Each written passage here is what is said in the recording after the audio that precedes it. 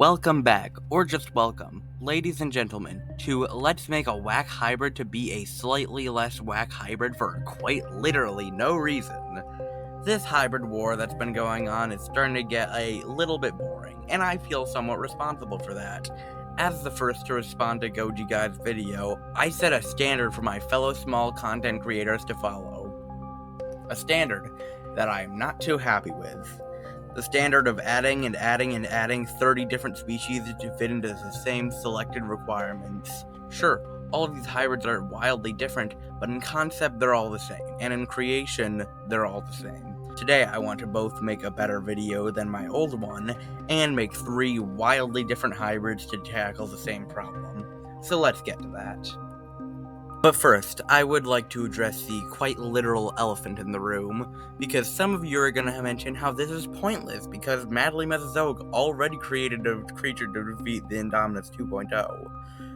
I don't think that Samson and the crew will be a full solution to the problem. Sure, Diciotherium is a brilliant creature, very strong, and a good way to cure the Indominus plague, but there's a small problem with this. Because the Indominus Rex 2.0 may be mostly terrestrial, but it has seafaring adaptations. By island hopping, the Indominus Rex 2.0 can make it to the mainland, and if Diciotherium is sent after it, then Diciotherium becomes a problem as it swiftly removes all plant life in South America. So, we need something that won't completely devastate the environment whilst devastating the Indominus.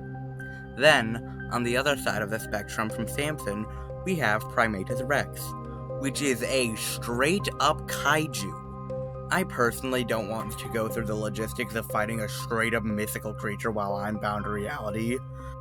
I tried to just throw 100 Electro Avis at it, but then it used its mind control powers to control that flock, and while I was able to poison some breadcrumbs to get rid of its lightning bird army, this has led me to the realization that that level of supernatural sucks to fight.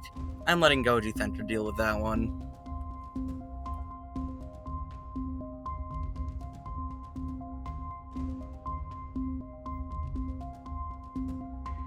Normally, I would start off by listing the animals composing the gene pool of this creature, but I feel like it would be more effective if I show it off first and then explain.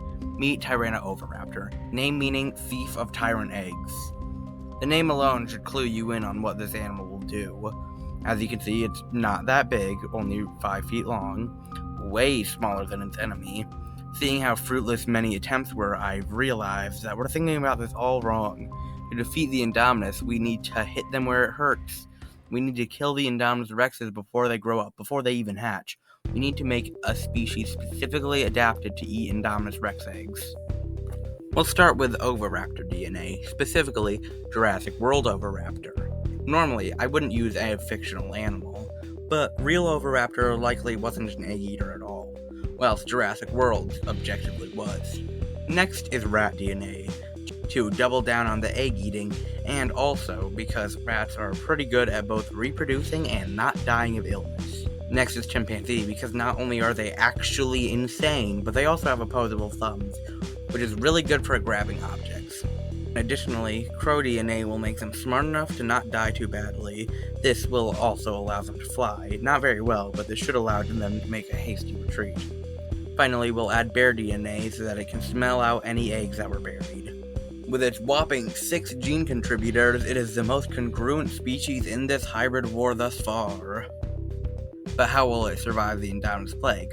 Well, treating these separate videos as somewhat of a cinematic universe, there is already a vaccine for the plague. All we have to do is borrow this formula, make some adjustments, and just like this, plague-proof.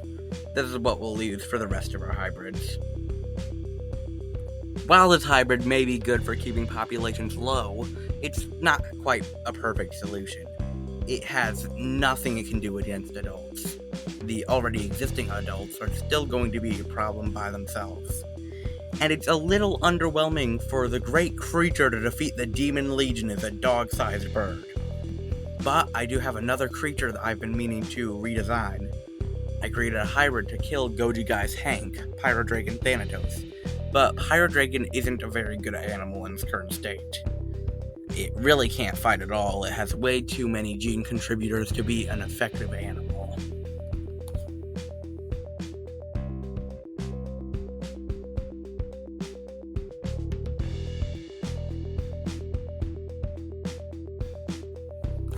Instead of upgrading what's already there, I'm just going to remake the animal entirely from scratch, making an entirely new genome whilst keeping it effectively the same animal.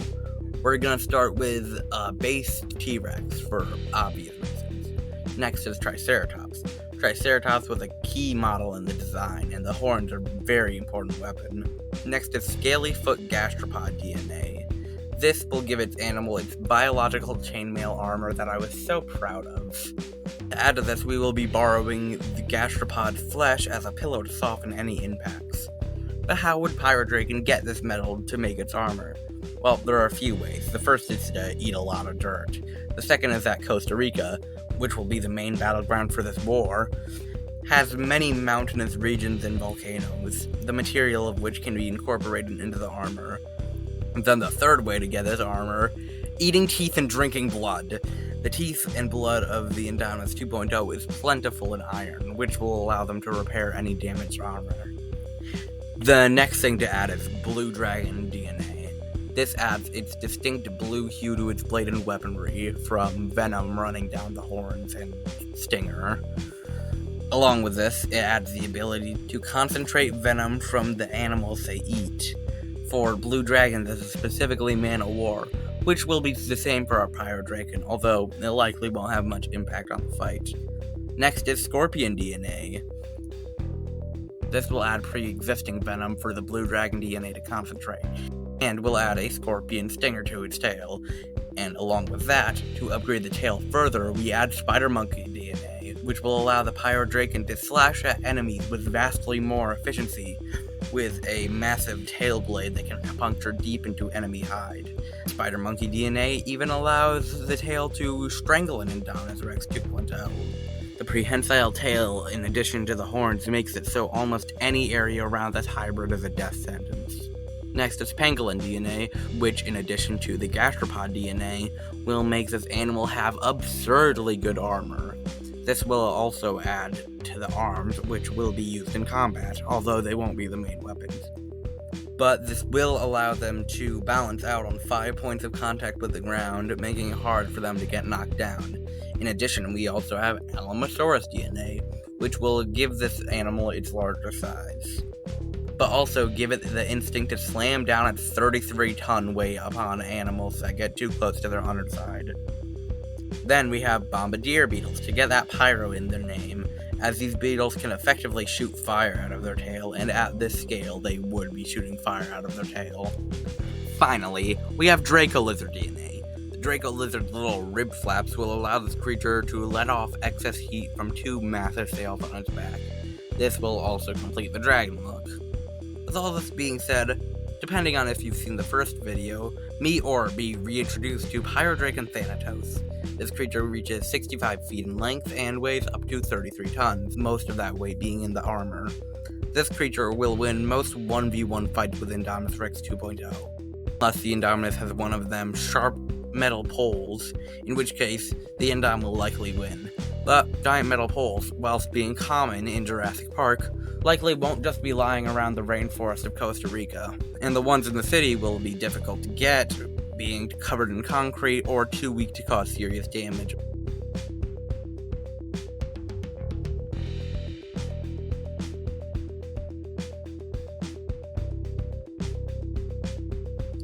The brute force of Pyrodrakon may not be enough to make the Indominus 2.0 extinct. We need strategy, we need tactics, numbers, and smarts. For this hybrid, I'm also going to give myself the challenge of using only 3 genomes. Needless to say, this creature will be so congruent, you can't even begin to comprehend how congruent this animal will be. It will be by far the most stable hybrid of the war. We start with Deinonychus DNA. It's a pretty good base to start with. Next is Honey Badger DNA. Honey Badgers fear nothing, and their loose, durable skin makes most attacks just bounce off of them. This will allow our hybrid to take most attacks from the Indominus Rex 2.0. The skin of the honey badger will allow any stabbing or slashing attacks to be completely useless. Only crushing attacks can cause damage to these animals. Mix that with the agility and speed of Deinonychus, and these guys will never get injured by an Indominus Rex 2.0. Finally, we have Homo erectus DNA. This will give the hybrid its incredible brain, making it pretty much as smart as humans. This will also give it great arms and thumbs, which are good for making tools and throwing spears. But why Homo erectus DNA instead of humans or Neanderthal? Well, yes, H. sapiens or H. neanderthalensis would be better at ending the reign of the Indom 2.0. H. erectus is predictable. Humans and Neanderthals are not. Remember, we want to keep the environment mostly intact. Humans have made many species extinct, and the same is probably true of Neanderthals. Homo erectus lived in mostly harmony with nature for millions of years. But wouldn't this make them not want to hunt the Indom 2.0 to extinction? No, because the Indom just kills and kills and kills and kills and kills and kills and kills and kills. That's all they do. Upon realizing this, the choice of these intelligent hybrids would be made clear. Meet Molovenator invictus, name roughly meaning undefeated hunter of demons. These creatures reach 9 feet long. These are certainly quite the force to be wary of. Picking up the scraps that humanity left behind, they've already entered the agricultural revolution. Due to South America's close proximity to Isla Nublar, it was hit especially hard by the Indominus plague. Generally, the Americas are mostly devoid of human life. This lack of humanity leaves the perfect stage for a new species to rise to the occasion. Molovenator have begun to wear armor and make weaponry. Generally, their armor consists of leather, wood, scrap metal, and the skins of fallen Indominus Rex. The last one is an effective armor, but it has the much more important job of sending a message. There are 3 levels in their society. The first is general citizens. They lack much combat experience. Sure, a decently sized group of them could probably fend off a single Indominus Rex 2.0, but they're not going onto the battlefield. They tend to just fish, farm, hunt, and provide for the soldiers. As their name suggests, the soldiers will see combat. The soldiers are the primary, somewhat disposable method of dealing with the Indominus 2.0. They wear simple armor, nothing too fancy, and use spears made out of bones, scrap metal, obsidian, and Indominus 2.0 teeth. They are certainly something that can destroy an Indominus Rex 2.0 if they attack in large numbers. At the highest level are captains. These guys wear and wield masks and weapons made of obsidian. Their weapons have an inner core of metal, while they have an obsidian edge to cut deep into flesh. This is because obsidian is very fragile and would shatter once it hits bones, and likely even break after penetrating the skin. Metal inner core along with the hominid arms means that these animals will likely be able to cleave through some bones and reach vital weak spots such as the brain, heart, lungs, etc. They have glass embedded in their armor for ceremonial reasons. They carry their own extra weapons on them instead of carrying them on a war beast. Their obsidian masks are often chipped or broken as they don't serve the purpose of defense, but rather to instill fear upon the Indom horde. As the Indominus 2.0s are animals, and just like all other animals, they can feel fear. The jagged appearance, piercing blue and gold eyes, sadistic grin, and knowledge of what these things are capable of will invoke a deep terror into any Indominus that lays eyes upon them. This is far from without reason. The captains are so experienced that killing Indominus Rexes is basically a hobby. You don't become a captain after winning a single battle. Soldiers only get promoted the title of captain after leading multiple successful hunts. They've been in many fights, enough that they probably can't beat, but at least give the Indominus Rex a very difficult time. They also almost always have an accompanying patrol of 10 to 30 soldiers and a Pyrodrakon war beast. Pyrodrakon are only ever used in military missions, as they are incredibly difficult to maintain, control, or get in large numbers. Females lay 1 to 3 eggs once every 5 years, and 1 in 3 Pyrodrakon will go rogue. The price of keeping them alive is too difficult, which is why they're only ever used for direct battles or hunts on the Indom 2.0s. and they are very good at that. I have to commend Goji Center on their brilliant hybrid. It takes a lot thinking of something to bring it down. If you enjoyed this video, please consider subscribing, and liking the video will help me in my crusade into the depths of content creation for all of you lovely people at home. I have a lot of videos planned, and subscribing will go a long way into making those videos real.